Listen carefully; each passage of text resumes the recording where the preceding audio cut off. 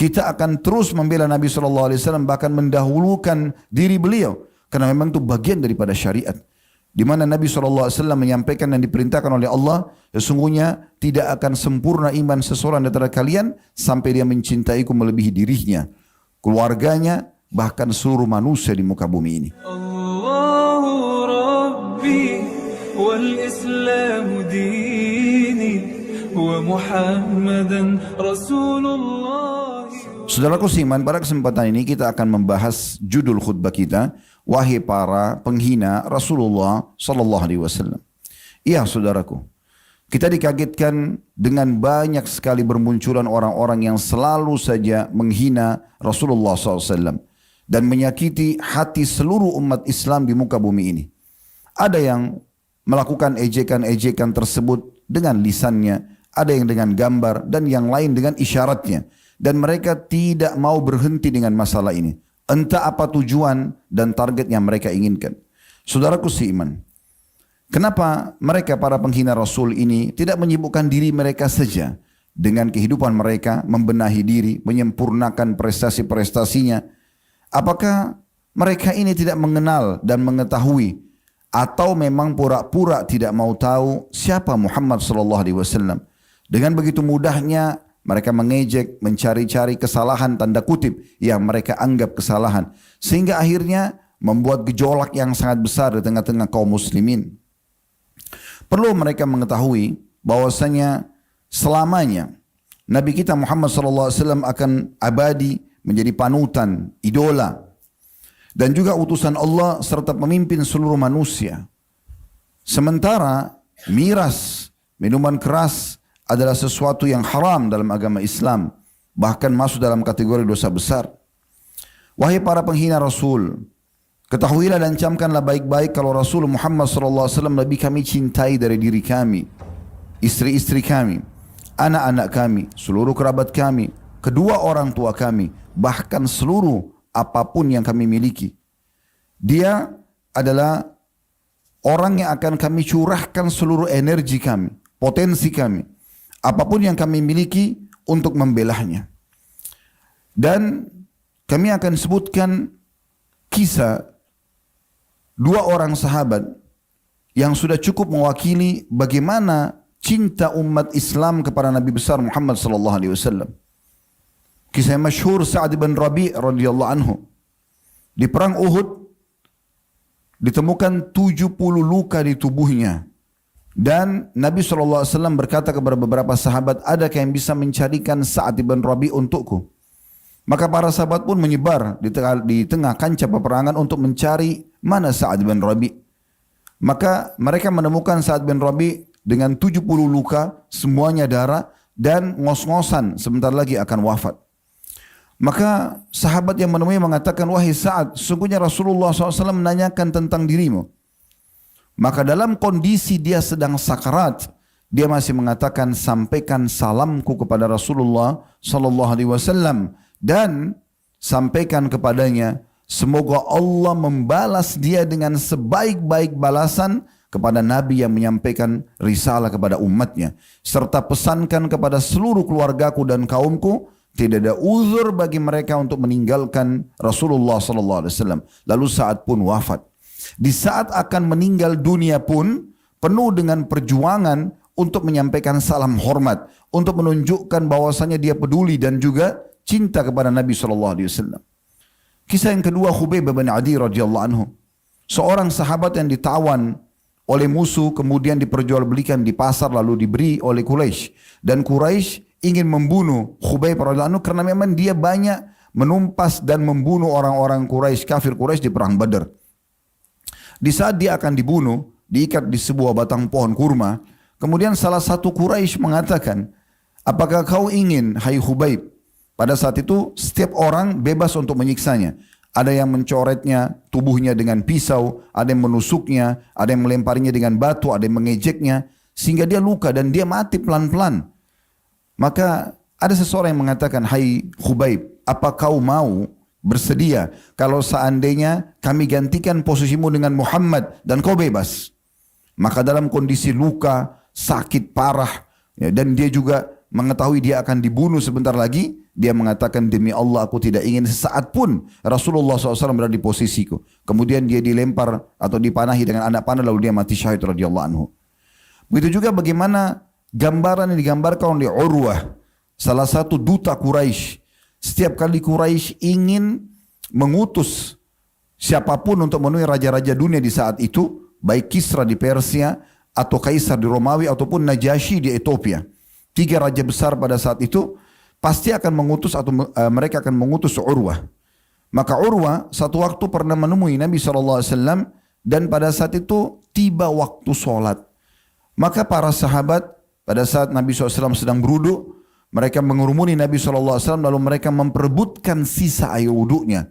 Bahkan sampai dahak yang dikeluarkan oleh Nabi SAW pun mereka memperebutkan dan menggosoknya di badan mereka. Lalu kemudian Urwah pulang ke kaumnya sambil mengatakan, bahkan digambarkan dalam riwayat Bukhari, bagaimana Urwah menggambarkan dengan sangat detail bahwasanya tidak seorang pun dari sahabat Muhammad berani memandang wajahnya karena segan dan menghormatinya. Maka dia pulang ke kaumnya lalu mengatakan, wahai kaumku, ketahuilah aku telah kalian utus atau aku telah mendatangi Kisra, penguasa Persia, Kaisar, penguasa Romawi, dan Najasyi, penguasa Ethiopia. Demi Allah belum pernah aku menemukan satu pun di antara mereka dimuliakan sebagaimana sahabat-sahabat Muhammad memuliakan Muhammad sallallahu alaihi wasallam. Ini sedikit gambaran dan mewakili umat Islam. Bagaimana kalau kita hidup di masa Nabi sallallahu alaihi wasallam, kita pun akan seperti itu. Kita akan terus membela Nabi sallallahu alaihi wasallam, bahkan mendahulukan diri beliau, karena memang itu bagian daripada syariat. Di mana Nabi SAW menyampaikan dan diperintahkan oleh Allah, sesungguhnya tidak akan sempurna iman seseorang di antara kalian sampai dia mencintaiku melebihi dirinya, keluarganya, bahkan seluruh manusia di muka bumi ini. Ya, itu prinsip dasar kami.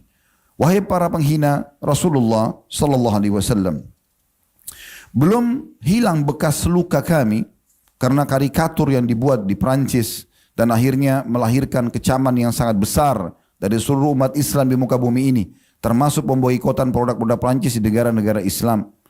Muncul lagi 2 politikus India, lalu kemudian coba membawa-bawa dan membahas pernikahan Nabi SAW dengan Ummul Mukminin Aisyah yang sudah terjadi lebih dari 1400 tahun yang lalu, di mana pada saat itu menikah dengan anak yang seumur Aisyah adalah hal yang biasa dan tidak ada pelanggaran dalam masalah ini, tapi dijadikan sebagai bahan ejekan, padahal masih banyak bahan-bahan pembicaraan yang lain. Lalu kemudian terjadi kecaman besar-besaran yang sampai hari ini masih berjalan kecaman tersebut, dan umumnya di negara Timur Tengah terjadi pemboikotan besar-besaran terhadap produk India. Bahkan banyak muslim-muslim, pengusaha muslim mengeluarkan dan membakar produk-produk India yang ada di supermarket mereka. Subhanallah, belum selesai luka kita tentang masalah itu. Di Indonesia yang mayoritas muslim, kita dikagetkan beberapa hari ini dengan adanya iklan gratis minum khamr, minuman keras atau miras, asal namanya Muhammad. Kenapa harus Muhammad? Apakah kalian belum tahu makna Muhammad adalah orang yang mulia? Atau maknanya sendiri, Muhammad dan Ahmad adalah terpuji. Dan belum pernah ada orang yang bernama seperti Muhammad SAW sebelum beliau. Beliau adalah utusan Allah Subhanahu wa Ta'ala. Kenapa harus orang ini? Dan uniknya tersebar di media banyak sekali cuplikan-cuplikan orang yang berbangga-bangga sambil mabuk di tempat tersebut, lalu kemudian memperlihatkan kalau mereka berdoa sambil mabuk, seakan-akan mengolok-olok masalah ini. Belum lagi memang ada orang yang dianggap namanya Muhammad dipanggil-panggil dan seterusnya. Ini sesuatu yang sangat aneh. Baik orang yang pemilik tempat tersebut, yang alhamdulillah sudah datang hukuman, ya walaupun ini masih pembukaan hukuman kalau kami melihat dari Allah Subhanahu wa Ta'ala, dengan diangkatnya izin dengan alasan tentu belum melengkapi izin-izinnya, juga kalau terus saja berlanjut akan datang hukuman yang jauh lebih besar. Demikian pula dengan orang yang kalau betul yang sedang mabuk itu bernama Muhammad, ini betul-betul seorang muslim yang sangat bodoh yang menghina nabinya Muhammad SAW. Kenapa harus berbangga mendapatkan sebotol khamr, minuman keras gratis, dengan membawakan nama mulia Muhammad SAW? Muhammad lebih pantas di masjid, di majlis-majlis, di tempat-tempat yang mulia. Wahai para penghina Rasulullah, andai saja kalian belum tahu siapa Muhammad SAW, maka kami menceritakan kepada kalian. Dia adalah utusan Allah Subhanahu wa Ta'ala, pencipta alam semesta ini. Dari populasi 7,5 miliar manusia di muka bumi ini, Ada 6 miliar orang-orang yang meyakini tentang Allah.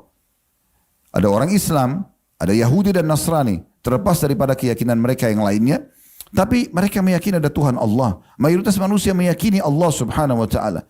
Yang sisanya meyakini patung dan seterusnya, atau orang-orang ateis yang tidak meyakini ada Tuhan. Jadi mayoritas orang meyakini tentang adanya Tuhan Allah. Dan Allah mengutus Nabi Muhammad SAW kepada seluruh manusia. Bagaimana Allah menggambarkan dalam Al-Quran tentang masalah ini. A'udzu billahi minasyaitonir rajim, dalam surah Al-Fatih surah nomor 48 ayat 29, Muhammadur Rasulullah, Muhammad adalah utusan Allah. Dan juga dalam surah Al-Ahzab surah nomor 33 ayat 40 Allah mengingatkan, A'udzu billahi minasyaitonir rajim, ma kana Muhammadun aba ahadi min rijalikum walakin Rasulullahi wa khataman nabiyyin wa kana Allah bikulli syai'in alima. Sesungguhnya Muhammad bukanlah ayah seseorang di antara kalian, tapi dia adalah utusan Allah dan penutup para nabi. Sesungguhnya Allah mengetahui segala sesuatunya. Dan ayat surah Al-Ahzab ini turun disebabkan karena orang-orang Yahudi menghardik pernikahan Nabi SAW dengan Zainab yang merupakan mantan istri anak angkat Nabi SAW. Dan ini karena memang akan keluar sebuah hukum kalau memang Nabi Muhammad SAW atau seseorang boleh menikahi kalau mantan istri anak angkatnya. Karena ini bukan anak kandungnya. Kalau anak mantu artinya dari anak kandung, maka tidak mungkin bisa dinikahi kalau sudah cerai dengan anak kita. Tapi kalau anak angkat tidak ada hubungannya sama sekali. Maka Allah turunkan ayat ini. Dan Allah subhanahu wa ta'ala dengan hikmahnya mewafatkan 3 anak laki-laki Nabi SAW. Qasim, Abdullah dan juga Ibrahim alaihimussalatu wassalam. Karena memang Allah subhanahu wa ta'ala menginginkan agar Rasulnya Muhammad sallallahu alaihi wasallam bukan menjadi ayah siapapun yang maksudnya dinisbatkan kepadanya. Sehingga memang dengan hikmah Allah subhanahu wa ta'ala, Allah muliakan Nabinya Muhammad sallallahu alaihi wasallam. Kalau kalian bertanya tentang akhlaknya, Allah juga sang pencipta langit dan bumi telah berfirman dalam surah Al-Qalam, surah nomor 68 ayat 4, wa innaka la'ala khuluqin azim. Dipuji langsung oleh sang pencipta, sesungguhnya hai Muhammad kau memiliki akhlak yang sangat mulia. Tidak pernah kami temukan salah satu istrinya, anak-anaknya, sahabat-sahabatnya, bahkan seluruh umatnya yang berakal, tentu yang bukan ahli maksiat atau jauh dari akal sehatnya, yang mengejek ataupun menyalahkannya. Bahkan Ummul Mukminin Aisyah radhiyallahu anha dalam hadis Bukhari Muslim menyebutkan waktu ditanya, "Kaifa kana khuluqun Nabi sallallahu alaihi wasallam?" Bagaimana akhlaknya Nabi? Karena yang paling mengenal seorang laki-laki adalah istrinya. Maka istrinya, tetangga bantalnya akan selalu mengetahui mana baik buruknya orang ini. Maka dia hanya bisa menjawab mengatakan kana khuluquhul Quran. Ketahuilah akhlaknya Rasulullah SAW adalah Al-Quran. Dan tidak ada hubungannya, tidak ada kekurangan sama sekali. Saudaraku seiman, kita juga harus memberikan jawaban yang jelas kepada para penghina Rasul ini. Bahwasanya yang memerintahkan kita memuliakannya, menolongnya. Kalau sekarang beliau sudah meninggal, maka tetap ada kewajiban menolongnya. Karena ini perintah Allah subhanahu wa ta'ala. Bukan hanya seperti Sa'ad bin Rabi', bukan hanya seperti Hubayb bin Adi, bukan hanya seperti kisahnya Urwah tadi, dan beberapa sahabat-sahabat ridwanullah alaihim yang menggambarkan tentang cinta mereka, karena mereka melihat Nabi semasa hidupnya, atau melihat dengan mata kepala, tapi kita pun setelah meninggal, Nabi SAW tetap diwajibkan untuk membelahnya. Allah menyebutkan dalam surah Al-A'raf, surah nomor 157, A'udzu billahi minasyaitonir rajim, alladzina yattabi'una ar-rasula an-nabiyya al-ummiyya alladzi yajiduna maktuban 'indahum fit Taurati wal Injil, ya'murun bil ma'ruf wa yanhauna 'anil munkari wa yuhillu lahum الطيبات ويحرم عليهم الخبائث ويدع عنهم إصرهم والأغلال التي كانت عليهم فالذين آمنوا به وعزروه ونصروه واتبعوا النور الذي أنزل معه أولئك هم المفلحون. Artinya orang-orang yang mengikuti Rasul Muhammad SAW, Nabi yang buta huruf, memang beliau tidak bisa membaca menulis, agar hilang semua syubhat kalau beliau yang menyusun Al-Quran. Karena telah muncul syubhat seperti ini, bahwasanya Muhammad SAW mengambil ayat dari Taurat dan Injil lalu menyusunnya menjadi Al-Quran. Maka Allah membantahnya. Allah mengatakan yang orang-orang yang mengikuti Nabi atau Rasul, Nabi yang buta huruf, yang mereka dapatkan tertulis di kitab mereka dalam Taurat dan Injil, yang akan menyeru mereka kepada kebaikan dan melarang mereka dari kemungkaran, serta menghalalkan untuk mereka semua yang baik-baik dan mengharamkan terhadap mereka semua yang buruk-buruk, serta akan menghilangkan belenggu-belenggu yang membebani mereka. Maka orang-orang yang beriman kepadanya dan memuliakannya, memenangkannya, dan juga mengikuti cahaya atau Al-Quran yang diturunkan kepadanya, mereka adalah orang-orang yang beruntung. Andai saja wahai para penghina Rasul, kalian menanyakan apa mukjizatnya. Terlalu banyak ratusan mukjizat Nabi kami Muhammad SAW, dan cukuplah kalau mau bukti nyata itu disebutkan dalam Al-Quran surah Al-Qamar surah nomor 54 ayat 1. A'udzu billahi minasyaitonir rajim. Iqtarabatis sa'atu wa insyaqqal qamar. Sungguh telah dekat hari kiamat dan telah terbelah bulan itu. Disebutkan oleh sahabat yang mulia Abdullah bin Mas'ud radhiyallahu anhu, beliau mengatakan di dalam hadis Bukhari Muslim, kami menyaksikan bulan di Mekah terbelah dua bahagian. Sebelum hijrah Nabi SAW ke Madinah, sebelah bulan di sisi bukit atau gunung Abi Kubais dan sebelah lagi di gunung As-Suwaida. Walaupun orang-orang Quraisy pada saat itu mengatakan ini pasti sihir, tidak mungkin bulan bisa terbelah. Karena waktu itu mereka menantang Nabi SAW dengan niat untuk menghina Nabi. Mereka mengatakan, hai Muhammad, apa kau mau kami beriman? Kata Nabi SAW, iya. Lalu mereka mengatakan, apa kau lihat bulan itu? Kata Nabi SAW, iya. Maka mereka mengatakan, belah bulan itu buat kami. Mereka minta dibelah bulan. Bukan hanya sekedar membelah pohon yang kira-kira masih masuk akal manusia. Bulan yang manusia pun di masa sekarang teknologi canggih belum tentu bisa mencapai ke sana kecuali dengan waktu yang cukup panjang. Maka mereka mengatakan di masa itu belum ada teknologi, belah bulan buat kami. Maka Nabi SAW menerima tantangan tersebut sambil mengatakan, apakah kalian akan beriman bila Allah menerima permintaan kalian? Mereka mengatakan tentu saja. Maka semua sahabat waktu itu menyaksikan dan juga orang-orang Quraisy bagaimana Nabi SAW menunjuk bulan dan menggaris dengan telunjuk beliau SAW dan terbelah menjadi dua. Itu pun mereka masih mengatakan ini betul-betul sihir yang luar biasa. Untuk memastikan ini sihir, kita akan tanyakan orang-orang Quraisy yang ada di luar Mekah, masih di negeri Syam berdagang pada saat mereka kembali nanti. Apakah mereka juga melihat bulan? Kalau mereka lihat bulan seperti ini terbelah seperti yang kita saksikan, berarti bukan sihir. Maka beberapa hari setelah itu ada beberapa pedagang Quraisy kembali dan mereka menanyakan kepada pedagang-pedagang tersebut. Para pedagang itu pun memberikan kesaksian kalau mereka menyaksikan bulan terbelah. Dan sampai hari ini kita ketik di Google foto bulan terbelah, kita akan temukan memang ada foto nyata, Anda bisa menyaksikan itu. Dan para ilmuwan mengatakan garis yang ada di tengah-tengah bulan ini menandakan dulu bulan pernah terbelah, entah kapan. Dan ini menandakan satu waktu nanti bisa terbelah juga sebagaimana terbelah dulu. Tapi kita umat Islam punya jelas dalam surah Al-Qamar, surah nomor 54 ayat 1. Perlu kalian tahu bahwasanya Allah Subhanahu wa taala akan menolongnya selain kami. Allah Subhanahu wa taala akan menolongnya dan Allah sudah mengekalkan dalam Al-Qur'an yang kami yakini pasti benar beberapa ayat di antaranya surah Al-Kautsar surah nomor 108 ayat 3, hampir seluruh umat Islam menghafal ayat ini, inna syani'aka huwal abtar. Sesungguhnya orang yang mengolok-olok kaum Muhammad pasti akan rugi. Juga dalam surah Al-Hijr disebutkan ayat 95, A'udzu billahi minasyaitonir rajim, inna kafainakal mustahziin. Sesungguhnya kami pasti memelihara engkau wahai Muhammad dari kejahatan orang-orang yang mengolok-olokmu. Dan kita menyaksikan dalam buku-buku sejarah mayoritas yang telah mengolok-olok Nabi SAW Allah binasakan di perang Badar. Begitu juga Abu Lahab yang sangat masyhur mencaci maki Nabi SAW. Tentu di perang Badar meninggalnya Abu Jahal, Umayyah bin Khalaf, kemudian Al-Walid, Syaibah dan beberapa tokoh-tokoh Quraisy yang memang kerjanya mengolok-olok Nabi SAW di Mekah. Begitu juga dengan Abu Lahab yang tidak sempat ikut berperang, maka Allah hinakan dia dengan cara kepalanya dipukul ya, oleh salah satu orang Quraisy yang sudah masuk Islam karena dia menghina Nabi SAW dan tidak menerima ya pada saat itu kekalahan mereka di Badar, dan sempat dia memukul budaknya Abbas radhiyallahu anhu ajma'in. Waktu itu sudah masuk Islam, maka dipukullah kepala dia dengan ya busur panah, kemudian bocor, berdarah, dan akhirnya Abu Lahab meninggal. Waktu dia meninggal karena banyak yang menghina Nabi SAW, maka badannya membusuk dan tidak ada satupun anak-anaknya pun, tidak ada kerabatnya termasuk anaknya yang mau mengurus jenazahnya. Maka mereka merajamnya dari jauh, melempar batu-batu sampai terbentuk seperti kuburan di dalam rumahnya dan membiarkan.